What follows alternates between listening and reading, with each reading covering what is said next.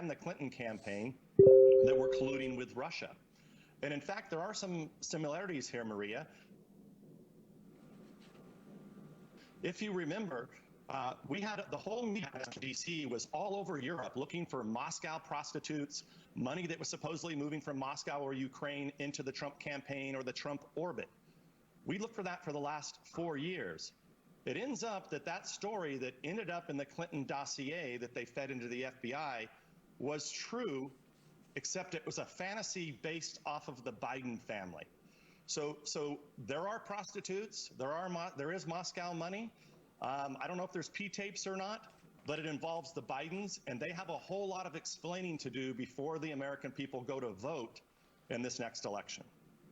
I know that they accused you, Devin Nunes. You were on my program multiple times when they were accusing you of going to Ukraine. Remember, they had accused you of going to Ukraine to try to get dirt on Joe Biden. In fact, there really was dirt on Joe Biden. You were not in Ukraine, and we established that back then. But you can say today that these emails are legitimate. Go ahead. Well, I should say that fake news CNN and the rest of the screwballs in the media have never apologized. They've never taken down that story. That story's still out there, that I went to Vienna to meet with all these nefarious Ukrainians. And I think the point here, Maria, is that I should have known then, after being through this for 4 years, I should have got on a plane immediately and went to Vienna and went to Ukraine, because it ends up all those people had a whole bunch of dirt on Biden. And how do we know that? Right. We have Treasury records, we have financial records, and now we have multiple emails that are all smoking guns. Congressman McCarthy, you are the leader of this party. You are facing pushback not just from the FBI withholding information, but the media as well. What are you going to do about it? Well, first of all, what Devin says is correct. What did we learn now? It's a very similar playbook. We are just now finding out 4 years later that the CIA did know that Hillary Clinton was making up the Russian idea with President Trump. That Brennan actually briefed President Obama, that they sent a memo to the FBI, to Comey and Peter Strzok, and never told anybody in Congress or the American public. Now we find right before the eve of an election that Hunter Biden, Joe Biden, money could be involved here, all the speculations of things we've heard before. And Maria, it comes down to one simple question. The American public deserves the right to know, and Joe Biden has a responsibility to answer these questions, which he's avoiding. Before this election takes place, these questions needs to be answered before the American public. Because as the FBI, did they have this computer? Did they know of this again? Are they repeating the same bad behaviors before? And it is out in the public right now that China is trying to influence our election. That's what the FBI tells us. The most sophisticated country, the one that has one of the largest economies coming after us, and they have a directive of what they want to do. They want to assist Joe Biden. Exactly what big tech is doing as well.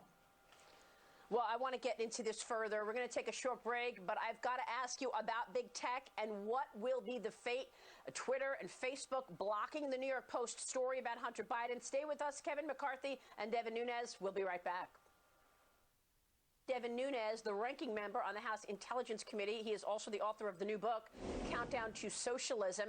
And I know, Devin Nunes, you've talked about social media in this book, but Congressman McCarthy, I want to start with you on in this block, because you have been talking about social media censoring information, shutting down GOP accounts for a long time. Now we're looking at the potential for new legislation. Talk to me where that stands, because Twitter and Facebook CEOs have been subpoenaed in the Senate because they tried to hide this Hunter Biden story. Well, big tech should be ashamed of how they're so clearly trying to aid the Joe Biden campaign. And this is correct, Maria. This is something we've worked at for a long time. Just so your viewers understand, the American public desires free speech. So the federal government created a liability protection for tech companies to have a platform like Facebook and Twitter for liability protection where they cannot be sued. So they just let information out. People are able to say what they want. But now we're watching that big tech is using this and censoring individuals. Even they're censoring the federal government, they're censoring newspapers, they're censoring Americans based upon what they believe. They want to influence you for what you can think and what you can say. So it is time now that we scrap Section 230 and we start over. And in the Republican Judiciary Committee, we have a great bill to start out with. Jim Jordan as the ranking member, a number of members have already co-sponsored. That is where we should start, because as you remember, Maria, when I was majority leader, we brought in big tech. They would tell us one thing, but we have found they've continued to do another. Just as China's trying to influence our election, we now find that Twitter and Facebook are doing the exact same thing, and they should be ashamed. And the American public is outraged about this. Real quick, when would you expect that legislation to happen? I mean, do you think this is a 2021 affair, that they lose that liability protection? Well, if your viewers go out and vote, and they move forward like on our commitment to America, and we become the majority with just 17 seats to do that, I could promise you you'll see this legislation in January. But just as Nancy Pelosi has held any COVID relief for the American public, she has held up any legislation that will hold big tech accountable. Devin Nunes, you have been an actual target of this. They have been on you for 4 years because you were exposing the corruption at the top of the FBI with that narrative of Donald Trump. And my investigative team has actually been looking at this also, and I want to commend Senator Johnson and Senator Grassley, because they've been dragged through the mud for the last year looking into this by the mainstream media while the media has ignored it. We have to go back to 2015.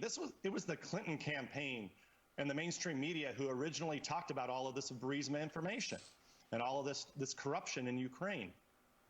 Then you fast forward in the time when, after the Mueller hoax completely implodes, Mueller embarrasses himself on TV after $40 million. They can't find any Trump with P-tapes and Moscow prostitutes or any money going into the Trump campaign. That all dies. Then right at the time when the Ukraine hoax starts happening, when Trump is on the phone saying, hey, we hear you have a corruption problem, then this gentleman comes forward from Delaware and says, hey, I think I have evidence that is relevant to this investigation. How important would it have been for us that we're investigating this and going through these bogus impeachment hearings for us to know that, in fact, there were emails that had Hunter Biden not only tied to Ukrainian companies, but to Moscow oligarchs? And to the leader's point, I think the China problem is even worse. It looks like there's millions of dollars involved with China and the Bidens. This was all relevant information that the FBI was given that information specifically because of the impeachment of Trump, the way that our investigators understand it. So why would the FBI not get that immediately to the Congress? I think that's a question that they have to answer. And the faster they answer it, the better. If I were these agents that were involved in this, I'd separate myself from the D.C. swamp creatures. I don't know what that chain of command and where that information went up the chain of command, but the American people deserve a right to know it, and those agents should come forward and tell us who they gave this information to back in 2019 during the heat of the impeachment. We've got to take a quick break, but I have one more question for you both. I mean, if there was a $3.5 million payout from the former wife of the former mayor of Moscow to a Trump sibling, there would be massive problems. You haven't heard a word about it. Let's take a short break and come back with Kevin McCarthy and Devin Nunes. Stay with us, gentlemen. Welcome back. We are back with Congressman Kevin McCarthy and Congressman Devin Nunes. And Congressman Nunes, I want you to tell us what you believe is still out there that may very well come out this week. We mentioned earlier with Senator Johnson that the FBI agent who served the subpoena was actually looking at child pornography. And I also mentioned this $3.5 million payout to Hunter Biden from the former mayor of Moscow. That seems to have gone away. You've got social media just suppressing this news. Yeah. The way I look at this, Maria, if the shoe was on the other foot, so for example, if Ivanka Trump had got a $3.5 million payment from a Russian oligarch, there would be a massive investigation. If they're turned up Donald Trump's laptop with all sorts of emails tying that money to a pay-for-play scheme, essentially what we've been investigating the Trump campaign for and President Trump for the last 4 years, the question right now by the fake news media and the social media companies would be this. It would be, when is Trump resigning? If not, is he going to be impeached before the election? And when is Pence taking over? And in fact, that would happen for any governor, any U.S. congressman, any senator. In fact, Maria, I know your family had a pizza business. If your family's pizza business got a $3.5 million transaction, I guarantee you would be investigated, because they would say, well, how on earth did Maria Bartiromo send $3.5 million of pizzas to Moscow? Right. That's what would happen to every American except for Joe Biden. I understand. Congressman McCarthy, final word from you. What is this all going to mean for the election? Do you think this is resonating on the American voter out there? I mean, you see somebody like a Kim Klacik in Baltimore having been successful raising some $6 million. She's out raising her component. Does she have a shot? How are you feeling about the upcoming race, Congressman? Well, I feel good, and it just shows that we're competitive no matter where the district. Kim is a fabulous candidate. This is a very Democratic district, but Maria, you have to understand, we have twice as many women running as Republican in this cycle than we did last year, 95 than 2 years ago. You look at Nicole Malatakis in New York, or you look at Stephanie Bice in Oklahoma City, Nancy Mace in Charleston, South Carolina, young Kim, Michelle Steele out in California. The real question that all the voters are asking in all these districts is, how much is it going to cost us if Joe Biden wins the election and the Democrats keep Congress? Because they know their taxes are going to go up on the very first day. We don't know if they're going to pack the court. We know they're going to try to change election law. We know they're going to make life harder, that we're ever going to be able to get out of this. But on the Republican side, they have a commitment to America, that they have a cure for COVID, that they can rebuild our economy with 10 million new jobs, and they'll keep our streets safe. And that's the real question. How much will Joe Biden cost you personally? And that's the answer we need to know on Election Day. And so we're looking forward to it, with 95 Republican women running across this country with an opportunity that tomorrow will be better than today.